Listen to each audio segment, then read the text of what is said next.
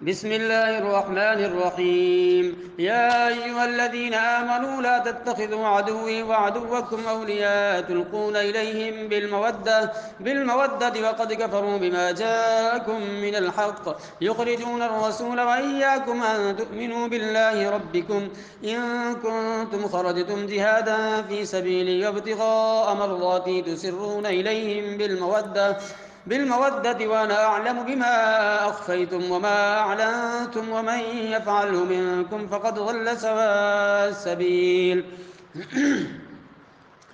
إن يثقفوكم يكونوا لكم أعداء ويبسطوا إليكم أيديهم وألسنتهم بالسوء وودوا لو تكفرون. لن تنفعكم أرحامكم ولا أولادكم يوم القيامة يفصل بينكم والله بما تعملون بصير. قد كانت لكم أسوة حسنة في إبراهيم والذين معه إذ قالوا لقومهم إنا براء منكم ومما تعبدون من دون الله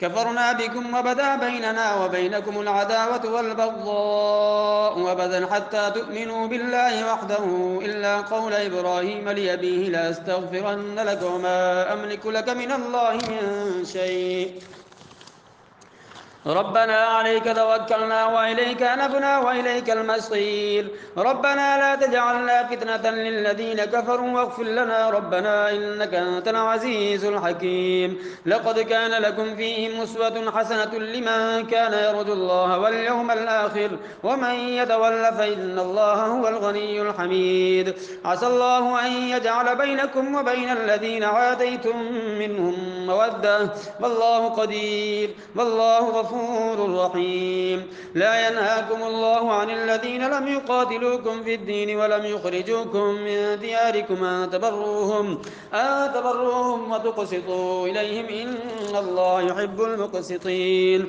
إنما ينهاكم الله عن الذين قاتلوكم في الدين وأخرجوكم من دياركم وظاهروا على إخراجكم أن تولوهم ومن يتولهم فأولئك هم الظالمون. يا أيها الذين آمنوا إذا جاءكم المؤمنات مهاجرات فامتحنوهن الله أعلم بإيمانهن فإن علمتموهن مؤمنات فلا ترجعوهن إلى الكفار لا هن حل لهم ولا هم يحلون لهن وآتوهم ما أنفقوا ولا جناح عليكم أن تنكحوهن إذا آتيتموهن أجورهن ولا تمسكوا بعصم الكوافر واسألوا ما أنفقتم وليسألوا ما أنفقوا ذلكم حكم الله يحكم بينكم والله عليم حكيم. وإن فاتكم شيء من أزواجكم إلى الكفار فعاقبتم فآتوا الذين ذهبت أزواجهم مثل ما أنفقوا واتقوا الله الذي أنتم به مؤمنون. يا أيها النبي إذا جاءك المؤمنات يبايعنك على أن لا يشركن بالله شيئا ولا يسرقن ولا يزنين ولا يقتلن أولادهن ولا يأتين ببهتان يفترينه بين أيديهن وأرجلهن ولا يعصينك في معروف فبايعهن واستغفر لهن الله إن الله غفور رحيم. يا أيها الذين آمنوا لا تتولوا قوما غضب الله عليهم